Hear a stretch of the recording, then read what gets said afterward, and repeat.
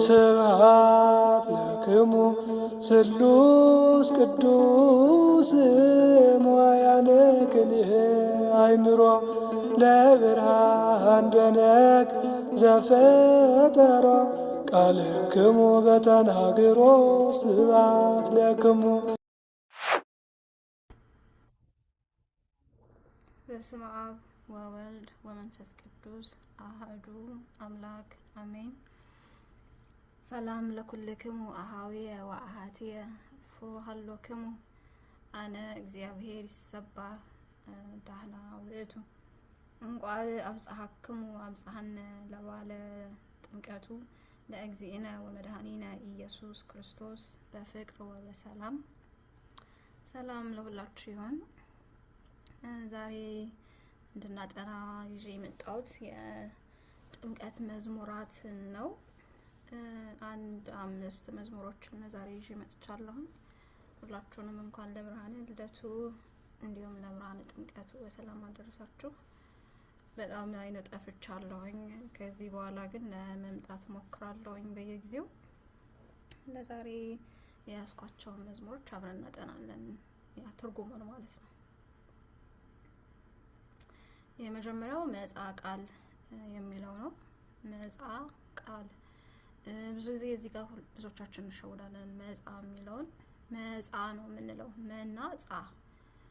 ግን እንደዛ ሳይሆን በእንደዚህ አይነት ጊዜ ጽትዋጥና አንሽ በደንብ የምትሰማው መጽአ አ መባል አለባት። መጽአ መጽአ ሳይሆን መጽአ ስትጽፉ ራሱ አንዳንድ ጊዜ መጽአ ብላችሁ ልትጽፉ ትችላላችሁ።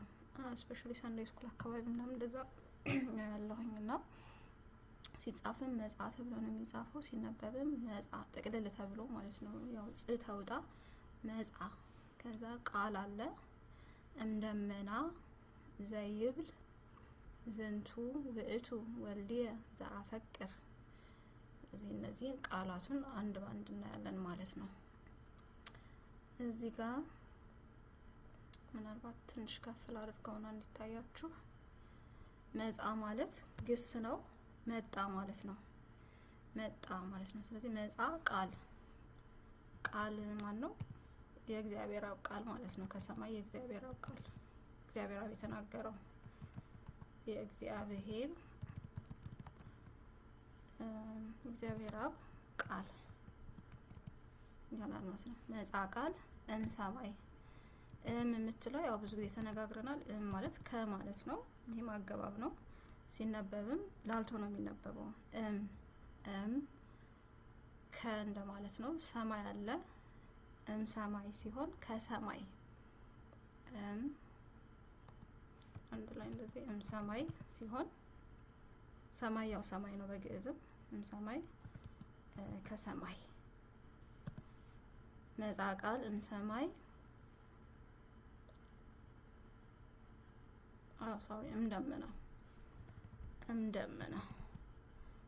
እምደመና ደመናም ደመና ነው። ስለዚህ ከደመና መጽአ ቃል እምደመና ዘይብል። እዚህ ጋር ዘና ይብል የሚል 2 ቃል ነው ያለው። ዘ ማለት አገባብ ነች። አገባብ ትርጉሙም ደግሞ እንደማለት ነው። እዚህ ጋር ማለት ነው። ስለዚህ ይብል የሚለው እንዳያስር በቅኔ ሕግ እንደዛ ይብል የሚለው እንዳያስር ዘ አገባብ ሆኖ ይጠብቀዋል ማለት ነው። ይብል የሚለው ደግሞ የሚል ዘ ይብል ይላል ነው አይደለ? ዘ ሲጨመርበት ይላል እንዳያስር የሚል ትርጉም ይሰጠዋል ማለት ነው። ስለዚህ ዘ ይብል የሚለው የሚል ትርጉም ይኖረዋል። ስለዚህ የመጀመሪያው ቃል ከደመና የእግዚአብሔር አብ ቃል ወይም የእግዚአብሔር ቃል ከደመና ቃል መጣ የሚል ከደመና ቃል መጣ የሚል ወይም እንደዚህ የሚል ብሎ ከታችኛው ሁለተኛው መስመር ያው እዚህ ጋር ምስጢሩን ሳይሆን ጀስት ቃላቱን ነው እኔ ለመተርጎም የመጣሁት። ምናልባት ሌላ ቦታ በአማርኛ ሲተረጎም መጣ ቃል ከደመና እንደዚህ የሚለውን ተጨምሮ ታገኙት ትችላላችሁ። ግን እነዚህ ቃላቱ ቃል በቃል ሲተረጎሙ ዘይብል የሚል ነው። እምደመና ከደመና ቃል ያው ቃል ነው ታውቃላችሁ። መጻ ደግሞ መጣ ማለት ነው። ስለዚህ መጻ ሲነበብ መጻ ተብሎ ነው የሚነበበው። ይሄንን ካየን ሁለተኛው መስመር ዝንቱ ውእቱ። እሺ ዝንቱ ማለት ዝንቱ የሚለው እንትን ነው አመልካች ቅጽል ይባላል። አመልካች ቅጽል ዛሬ አማርኛ ላይ ጎበዝ አይደለሁም። አመልካች ቅጽል ነው። ይህም ይህ ማለት ነው። ይህ የሚል ትርጉም አለው። እነን ውእቱ ዝንቱ ውእቱ ነው የሚለው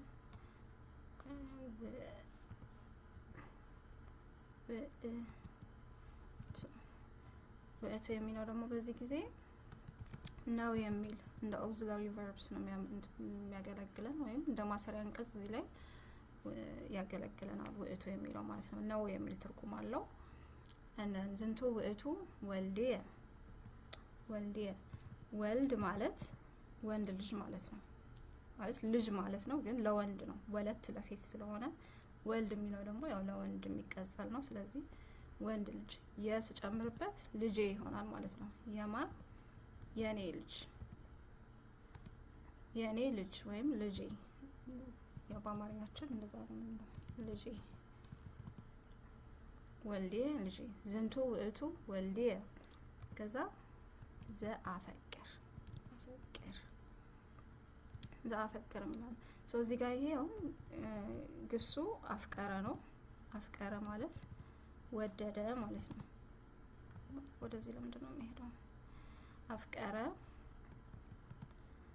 ወደደ የሆነና ኮንጁጌት ስናረገው በውእቱ እሱ ነው አይደለ? አፍቀረ ወደደ ነው። ስለዚህ ይሄኛው ግን አፈቅር ነው የሚለው ማንን? ልጄን። ስለዚህ ተናጋሪው እግዚአብሔር አብ ማለት ነው። ፈርስት ፐርሰን ነው። ፈርስት ፐርሰን ለተርድ ፐርሰን ነው የሚሆነው። አፈቅር ማንን? እሱን። ስለዚህ እንዴት ነው የምናገኘው? በአነ ነው የምናረባው ማለት ነው። አነ ማለት እኔ፣ ሰው ባለቤቱ አነ ነው የሚሆነው እኔ ማለት ነው። which means የእግዚአብሔር አብ ማለት ነው። እኔ እሱን ወደዋለሁ እያለ ነው። ስለዚህ አነ አፍቀርኩ በፓስት ሲሆን አፍቀርኩ ይሆናል። አፍቀርኩ ወደድኩ ነው። ስለዚህ ይሄኛው ግን ፊውቸር ቴንስ ነው፣ እንደ ፊውቸር ቴንስ ነው የሚያወራው። ስለዚህ አፍቀርኩ አፈቅር ይሆናል ማለት ነው። አፈቅር ሁለተኛው አፈቅር ሲሆን እወዳለሁ ነው። ማንን? ልጄን እወዳለሁ። እዚህ ጋር አይታችሁት ከሆነ ሁለተኛው ላይን ስላችሁ የመዝሙሩ ሁለተኛው ላይ ዝንቱ ውእቱ የሚለው ላይ ዝንቱ ውእቱ ይህ ነው ተብሎ ኦሬዲ ስለታሰረ እዚህ ጋር አፈቅር ካለ ደግሞ እወዳለሁ ነው። ልጄን እወዳለሁ። ስለዚህ ከአንድ ሴንቴንስ ላይ ወይም ከአንድ አረፍተ ነገር ላይ ሁለት ማሰሪያ አንቀጽ ስለማይኖር ዘ የመጣችሁ ለዛ ነው። እንዳያስር አፈቅር የሚለው እንዳያስር ዘ ይጠብቀዋል ማለት ነው። ስለዚህ የማፈቅረው ይሆናል ማለት ነው። ዘ አፈቅር ሲሆን የማፈቅረው አክቹሊ የማፈቅረው ሳይሆን የምወደው። አፍቀረ ወደደ ነው። እኛ በተለምዶ ነው አፈቀረ ምናምን የምንለው እንጂ ወደደ ዋና ትርጉሙ ማለት ነው። ስለዚህ የምወደው ስለዚህ የምወደው ልጄ ይህ ነው። ምንድነው ዋናው? በቃ ትርጉሙ ወደ ኋላ ስንመለስ እዚህ ጋር መጻ ቃል መጣ ከየት? ከደመና እምደመና ምን ዘይብል ምን የሚል ዝንቱ ውእቱ ይህ ነው ወልድየ ልጄ ዘአፈቅር የማፈቅረው ልጄ ይህ ነው የሚል ቃል ከደመና መጣ። ለዚች መዝሙር ስንዘምር አሁን ሰሞኑን ጥምቀት ስንዘምር ትርጉሙን አውቀን እንዘምራለን ማለት ነው። እሺ ወደ ሁለተኛው መዝሙራችን እንሂድ። ሁለተኛው መዝሙራችን ሲሞይ መሳሰላል ሶበ መጻ ቃል። ይሄም ቃል በመጣ ጊዜ ሶበ የሚለው ሶበ የሚለው ይሄ ማገባብ ነው። ሶበ ትንሽ ከፍ ላድርገው። ሶበ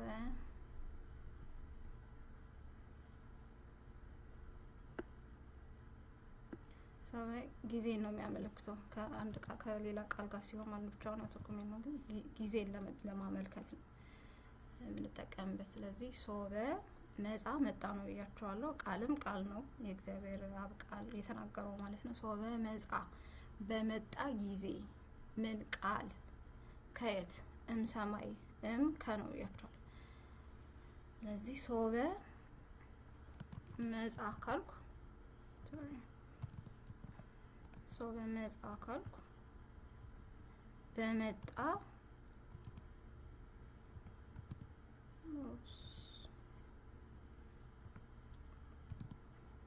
በመጣ ጊዜ ሶበ መጻ በመጣ ጊዜ ሶበ መጻ ቃል ካልኩ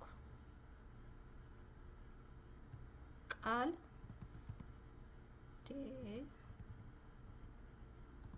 ቃል በመጣ ጊዜ ይሆናል ማለት ነው። ስለዚህ ሶበ መጻ ቃል በመጣ ጊዜ ከየት ከሰማይ ሰማይ ሰማይ ነው እንደምናለው ሰማይ ከሰማይ ለምን ለተናብቦ የሚለውን ይሄንን በደንብ ለተናብቦ የሚለው ደግሞ እንዴት እንደሚመጣ ማለት ነው። ስለዚህ ግሱ ማን ነው? ለተናብቦ የሚለው ከግስ የመጣ ቃል ስለሆነ ግሱ ተናበበ ነው። ተናበበ ማለት ተናገረ ማለት ነው። ተናገረ። ለተናብቦ የሚለው ለመናገር የሚለውን ትርጉም እንዴት ነው ከዚህ የምናመጣው? ማን ነው አሁን የሚመጣው? ቃል ነው። ሶበ መጻ ቃል ሰማይ ለተናብቦ። ስለዚህ ግስ ኮንጁጌት ስናደርግ እንዴት ነው የምናደርገው? ውእቱ ኦኬ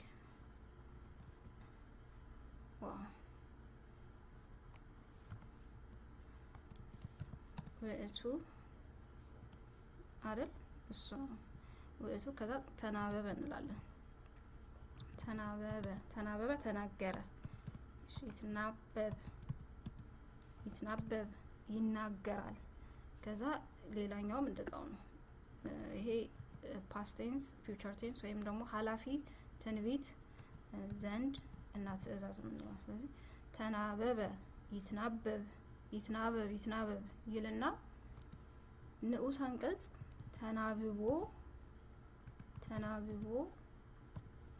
ተናብቦት የሚል ከዛ ይሄ ትርጉሙ መናገር የሚል ትርጉም አለው ማለት ነው።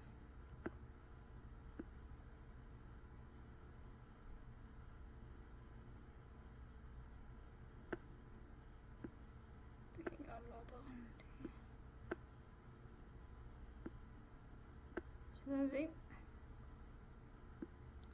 ይሄ ምንድነው? ተናበበ ተናገረ ነው። ይትናበብ ይናገራል። ይትናበብ ይናገር ዘንድ።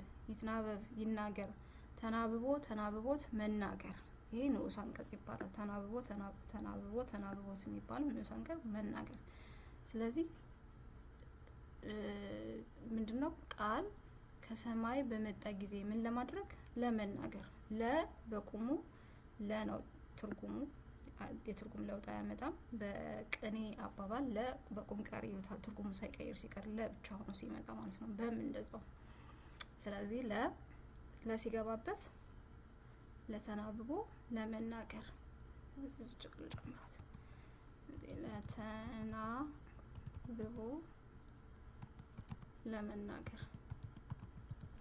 ለመናገር ይሆናል ማለት ነው። ሌላም ግስ እዚህ ጋር ብታስገቡ እንደዛ ነው። ለምሳሌ ቀተለን ባስገባ እዚህ ጋር ውእቱ ብሎ ቀተለ ይቀትል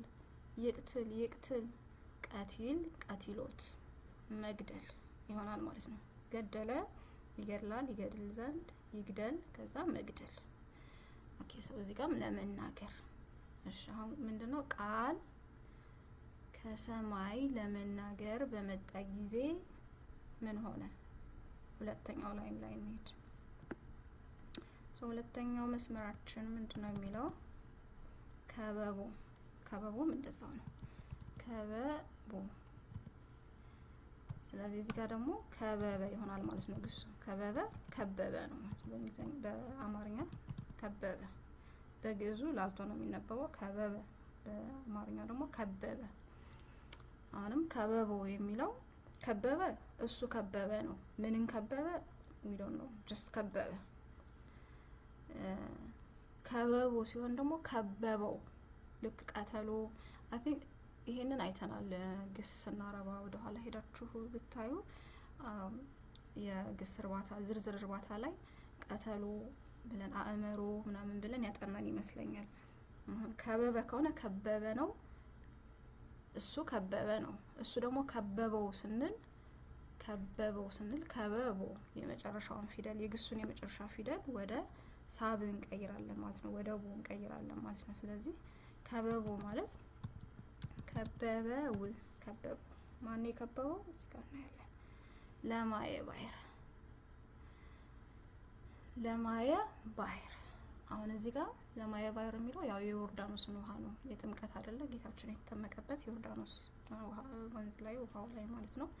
ባሕር ባሕር ነው፣ ማይ ደግሞ ውሃ ነው። ስለዚህ የባህር ውሃውን ከበበው፣ የባህር ውሃውን ከበበው። አሁን ለዚህ ጋር ምን ሆና መጣች? ደግሞ ለን የሚል ትርጉም ይዛ መጣች። አገባብ ነች ስቲል ን የሚል ትርጉም ይዛ መጣች።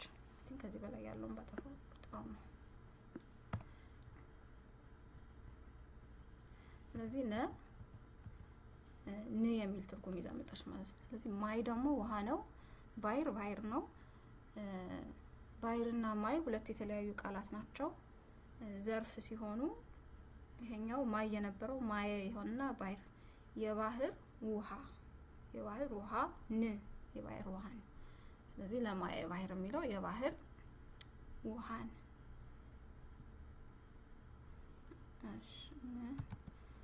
የባህር ውሃን።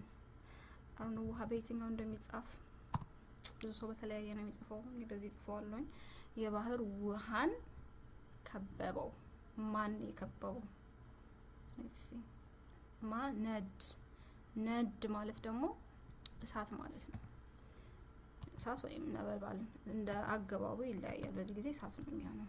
እሳት ነድ ማለት እሳት ማለት ነው። ስለዚህ ቃል የእግዚአብሔር አብ ቃል ማለት ነው ከሰማይ ለመናገር በመጣ ጊዜ እሳት የባህር ውሃን ከበበው። እሳት የባህር ውሃን ከበበው። ይሄኛውም እንደዛው ነው። ለማይ ከበበው፣ ውሃውን ከበበው። ውሃውን እዚህ ጋር ውሃ ነው፣ ማይ ውሃ ነው። ን ስትጨምርበት ውሃውን ከበበው። ለማየ ባሕር የባህር ውሃውን ከበበው። ይሄን ዲፈረንሱ በደንብ ገብቷቸዋል። እዚህ ጋር ይሄኛው ውሃውን ብቻ ነው፣ ውሃውን ከበበው። ውሃውን ከሆነ ይሄ ወዴትም አይቀየርም፣ ማይ ነው፣ ማይ ውሃ ነው።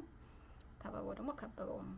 እሳት ውሃውን ከበበው፣ እሳት የባህር ውሃውን ከበበው። ያው ይሄ ለዜማ ሲባል የተደጋገመው እንጂ ተስተምተን ውሃውን ወይም ደግሞ የባህሩን ውሃ ወይም ደግሞ የዮርዳኖስን ውሃ ከበበው ተብሎ ይፈታል ማለት ነው። ስለዚህ እቺ መዝሙር ስንዘምር በደንብ ትርጉሟን እናውቃለን ማለት ነው። ወደ ሶስተኛው መዝሙራችን እንሂድ።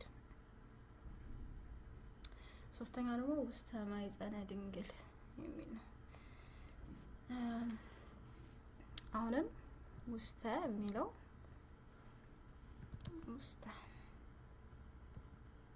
ውስጥ አሁንም አገባብ ነው። አገባብ ሆኖ ውስጥ ማለት ነው። እንደዚህ የምጽፈው እንትን እንዳይልብኝ ነው። ውስተ አገባብ ነው፣ ውስጥ ማለት ነው። ማኅፀነ ድንግል ቅድም እንዳልኳችሁ ነው። ማየ ባሕር፣ ማየ ዮርዳኖስ ካልኩኝ የዮርዳኖስ ውሃ እንዳልኩት የድንግል ማኅፀን። ስለዚህ የድንግል ማኅፀን ውስጥ ማለት ነው። የድንግል ማኅፀን ውስጥ የድንግል ማኅፀን ውስጥ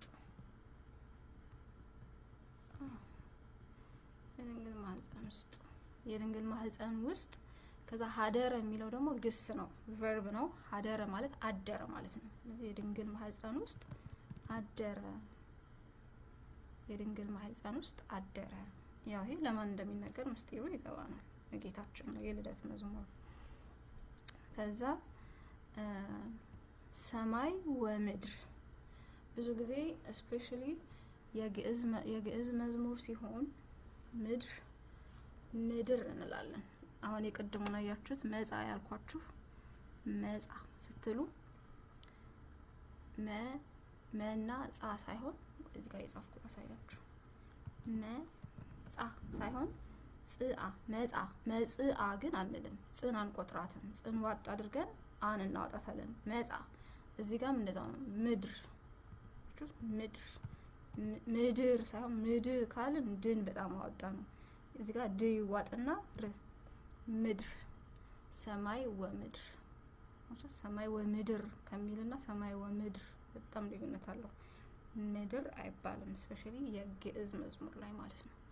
ሰማይ ወምድር ወዚህ ጋር ና የሚል ኤንድ የሚለው ትርጉም ይሰጣል ማለት ነው። ሰማይና ምድር ያ በአማርኛ ምድር ስለሚባል ነው ምድር ያልኩት። በአማርኛ ምድር ነው ስለሚሉ አሁን ፍቅር፣ ክብር ምናምን እንደዚህ ተውጣው ነው የሚነበቡት በግዕዝ ሲሆን ማለት ነው።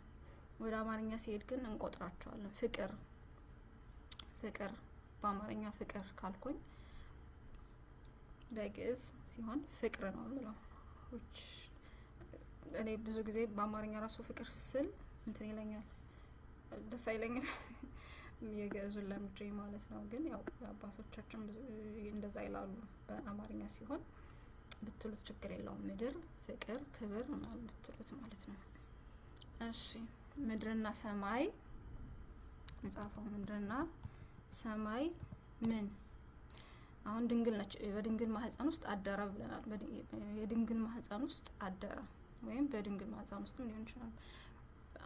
ማህፀን ውስጥ አደረ ምን ሰማይና ምድር። ከዛ ዘኢያገምሩ አሁን እዚህ ጋር ዘ አለ ኢ አለች። ከዛ ያገምሩ ከሶስት ኢንተርኔት ያገምሩ ከበቦ ከሚለው ጋር ተመሳሰለባቸው። ያገምሩ ከበቦ። ስለዚህ የዚህ ግስ ማን ነው? አግመረ ይባላል። አግመረ ማለት ተሸከመ ማለት ነው። ተሸከመ ሶ ከዚህ ያገምሮ የሚለውን ስናወጣ እንዴት ነው የምናወጣው? አግመረ ያግምር ይላል ማለት ነው። አግመረ ተሸከመ፣ ያገምር ይሸከማል፣ ያግምር ይሸከም ዘንድ፣ ያግምር ይሸከም ይልና ከዛ ልክ ቀተሎ ከበቦ እንዳልነው ያገምሮ ማለት ይሸከማል እሱን ይሸከማል። እዚህ ጋር ግን ምንድነው ምድርና ሰማይ ከዛ እሺ ከኢ ልጀምር። እያገምሩ ካልኩኝ ካልኩ የማይሸከመው እሱን የማይሸከመው ሁለቱም ለውእቱ ነው። third person singular first person singular third person singular ማለት ነው። what no ሁለቱም third person ናቸው። እሱን ማለት ነው። third personዎች ናቸው። ኢ ሲሆን እያገምሮ የማይሸከም አይሸከመውም ይሆንና ዘ ሲገባበት የማይሸከመው ከዛ ከፊት ለፊት ግን ምን አለ? ሰማይ ወምድር ዘኢያገምሩ ሰማይና ምድር የማይሸከሙት ይሆናል ማለት ነው። ሰማይና ምድር እዚህ ጋር ስላሉ ስለዚህ ዘኢያገምሩ የሚለው የማይሸከሙት ከዛ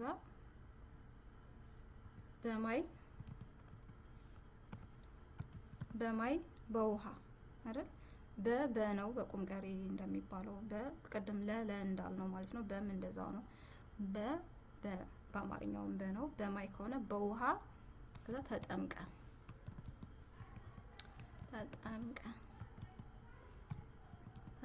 ካልኩኝ በውሃ ተጠመቀ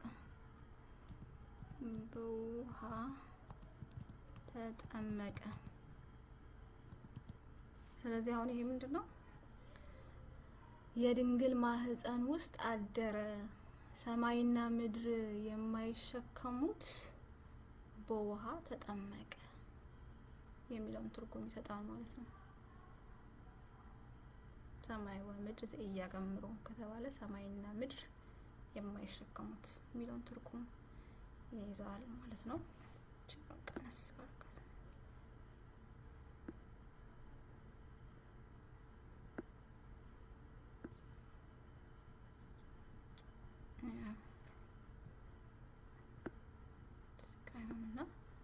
ኖት መውሰድ ከፈለጋችሁ መውሰድ ትችላላችሁ። ስለዚህ ሰማይና ምድር የማይሸከሙት በውሃ ተጠመቀ፣ በድንግል ማህፀን አደረ እያለን እንዘምራለን ማለት ነው። የምንዘምራቸው መዝሙሮች በጣም ነው ደስ የሚሉት። የጥምቀት የገና ትርጉሙን ካወቅ ነው በጣም ነው ደስ የሚሉት። ወደ አራተኛ መዝሙራችን ስንሄድ እችን በጣም የምናውቃት መዝሙር ነች። ሆረ ኢየሱስ የሚለው ማለት ነው። ሆረ ኢየሱስ ሆረ ያው በአማርኛም ስላለው ይሄ ብዙ ጊዜ ታውቃላችሁ፣ ግን ያው እንትኖችን ለማወቅ ነው። ሆረ ሄደ ማለት ነው። ሄደ ማን ነው የሄደው? ኢየሱስ። ኢየሱስ ሄደ። ወዴት ሄደ? ወዴት ሄደ? ምንድነው ብያችኋለሁ? ከነው ከዛ ገሊላ አለች። ገሊላ ማለት ከገሊላ ማለት ነው። ከገሊላ አውራጃም በሉት ምንም በሉት ብቻ ከገሊላ ከገሊላ ሄደ። ወዴት? ሀበ ዮሐንስ። ሀበ አገባብ ነው። ሀበ ወደ ማለት ነው። ወደ እዛ ዮሐንስ ደግሞ ዮሐንስ ነው። እሺ ሀበ ዮሐንስ ላይ አስገባውና ሀበ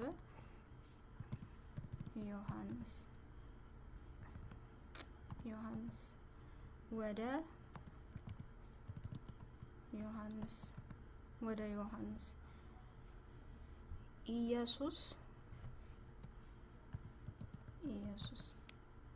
ኢየሱስ ሄደ።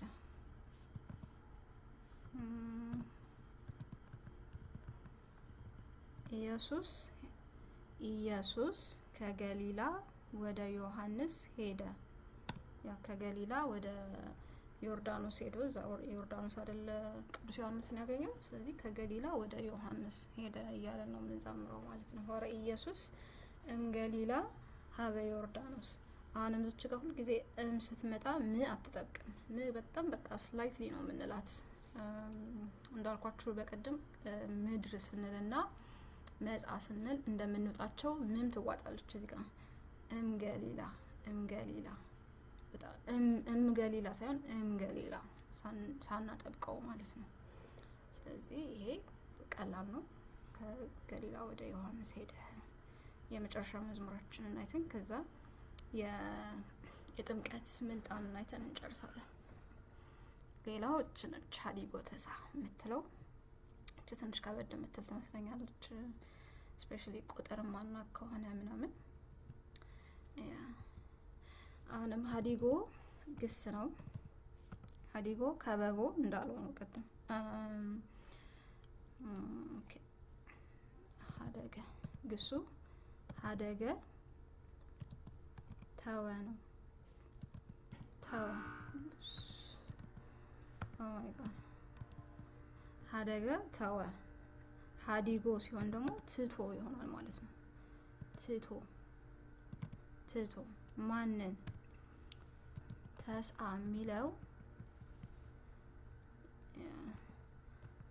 የሚለው ዘጠና ማለት ነው። ቁጥር ነው። ተስአ 90 ማለት ነው። ተስአ ወ እና ብያቸዋለሁ ቅድም። ወ እና ከዛ ተስአ ወተስአተ። ኦኬ ስቃይ መጣው።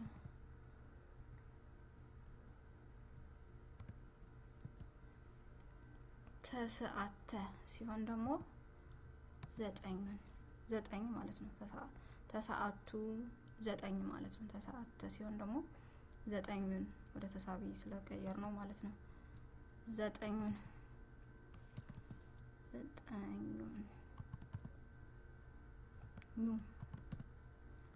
ኦኬ። ስለዚህ 90 እና 9ን ያው በእኛ ስንቆጥረው ግን 99ን ትቶ 99ን ግን ምንድናቸው? ነገደ ይላቸዋል እዚህ ጋር። ነገድ ማለት ያው ወገን ምናምን ነው በአማርኛ የምናውቀዋለን። ነገደ ሲሆን ደግሞ ወገንን 99ኙ ነገደ መላእክትን። ስለዚህ 99 ነገዱን ነገደ የሚለው ግስ ምናምን መስሏችሁ እንዳትሸወዱ። ነገድ ነው ዋናው ቃል። ወደ ተሳቢ ስንወስደው ንን ለማምጣት ማለት ነው። ነገድን ወይም ነገደ መላእክትን እሱን ለማለት ነገደ እናደርገዋለን ማለት ነው። ደ ሲሆን ነገድን ይሆናል ማለት ነው። ያው በአማርኛ እንደዚህ ብለን እንወስደውና ነገድን። ስለዚህ 99ኙ ነገድን ትቶ የት ሄደ? ማእከለ ባሕር። አሁንም ማእከል የሚለው መካከል ነው። ባሕር ነው ወይም ውሃው እዛ ዮርዳኖስ ወንዙን ማሰብ ትችላላችሁ። ባህሩ መካከል ቆመ ነው። ስለዚህ 99ኙን መላእክቱን እዛ ማለት ከሰማይ ትቶ መጥቶ እዚህ ለኛ ተወልዶ መጠመቁን ማሳየት ነው። ስለዚህ ማእከለ ባሕር ቆመ ማለት ነው። 99ኙን ነገዱን ትቶ ማእከለ ባሕር በባህር ማዕከል ወይም በውሃው መካከል ወይም በዮርዳኖስ ውሃ መካከል ቆመ የሚል ትርጉም ይሰጠናል ማለት ነው።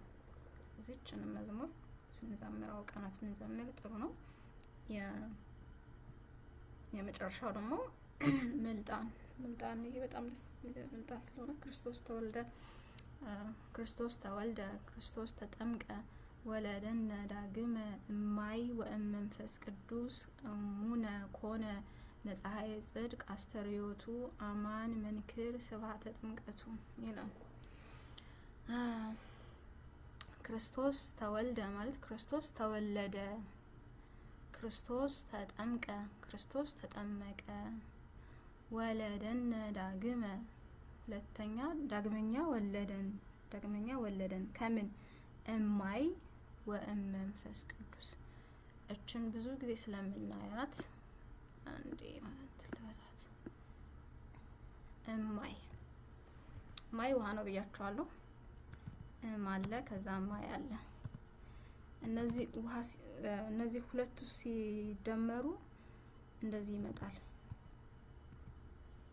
እምማይ እንደዚህ ተብሎ አይጻፍም። ስለዚህ ይሄ ምን ያደርጋል? ይሄ ምን ይጠፋና ይሄኛውማ ይጠብቃል። ቦልድ ማድረግ አልችልም እንጂ ቦልድ ባረጋ ይጠብቃል ማለት ነው። ይሄኛው እማይ መንፈስ ቅዱስም እንደዛው ነው። አለ ዘን መንፈስ አለ። ስለዚህ መንፈስ አይባልም። መንፈስ እንትንም አለ። አሁን የመስቀል መዝሙር ወሪዶ መስቀሉ የሚለው መስቀሉ መተጠብቃለች። እንትን ላይ ቅዳሴ ላይ መቅደስ የሚላል እና መቅደስ ሲሆን መቅደስ መተጠብቃለች። ስለዚህ ይሄ ያው የቋንቋ ሕግ ነው ማለት ነው። ተደራርቦ ሲመጣ አንዱ ይሄ ምን ይጠፋና በዛኛው ይሄዳል ማለት ነው። ስለዚህ እማይ ወእመንፈስ ቅዱስ ከመንፈስ ቅዱስና ከውሃ ውጪ ናንሽ ብያቸዋለሁ። ከመንፈስ ቅዱስና ከውሃ ዳግመኛ ወለደን። ማንን? እኛን ወለደን። እሙነ ኮነ እውነት ሆነ ለፀሐይ ጽድቅ አስተርዮቱ አስተርዮ ማለት ያው ብዙ ቃሉን እናውቀዋለን። አስተርዮ እንላለን ብዙ ጊዜ አይደል? ከዚህ በኋላ አሁን ይሄ ዘመን አስተርዮ ይባላል። የእመቤታችን ጥር 21 ስናከብር ደግሞ አስተርዮ ማርያም ምናምን እንላለን። ስለዚህ አስተርዮ ማለት መገለጥ ነው። ስለዚህ አስተርዮቱ ሲሆን ደግሞ የሱ መገለጡ ለፀሐይ ጽድቅ ለእውነት ፀሐይ መገለጡ እውነት ሆነ ኮነ የሚለው ሆነ ነው። ከዛ አማን መንክር ስብሐተ ጥምቀቱ አማን መንክር ድንቅ ነው የጥምቀቱ ምስጋና ድንቅ ነው ይላል። ትራንስሌሽኑን እንዳለ ላንብብላችሁ ፈልግና ቢልጣን እሺ ትርጉሙ ያ ክርስቶስ ተወለደ፣ ክርስቶስ ተጠመቀ፣ ዳግመኛ ከውሃና ከመንፈስ ቅዱስ ወለደን። የፀሐይ ጽድቅ ማለት የእውነተኛ ፀሐይ ማለት ነው። ጽድቅ ማለት እውነት፣ ፀሐይ ደግሞ ፀሐይ ነው። ስለዚህ ፀሐይ ጽድቅ እዚህ ጋር ተገናኝቶ ምንድነው ተናባቢ ሆኖ ስለመጣ ለእውነተኛ ፀሐይ መገለጡ የፀሐይ ጽድቅ መገለጡ እውነት ሆነ። የጥምቀቱ ምስጋና በእውነት ድንቅ ነው። አማን መንክር ስብሐተ ጥምቀቱ። አማን በእውነት መንክር ድንቅ ነው ስብሐተ ጥምቀቱ። በእውነት የጥምቀቱ ምስጋና ድንቅ ነው የሚል ነው። ስለዚህ ክርስቶስ ተወለደ፣ ክርስቶስ ተጠመቀ ሲባል ከሰማችሁችን አስታውሱ። ከቻላችሁ ደግሞ ሸምድዳችሁ አብራችሁ ለማለት ያው ትርጉሙ እያወቅነው ስንሄድ ሁሉም ነገር እየቀለለ ይመጣል። ኢቭን ለመሸምደድ እየቀለለን ይመጣል። እኛም ደግሞ በደንብ በኮንፊደንስ አብረን ከካህናቱ ጋር ለማለት ደግሞ ጥሩ ቻንስ ይኖረናል ማለት ነው።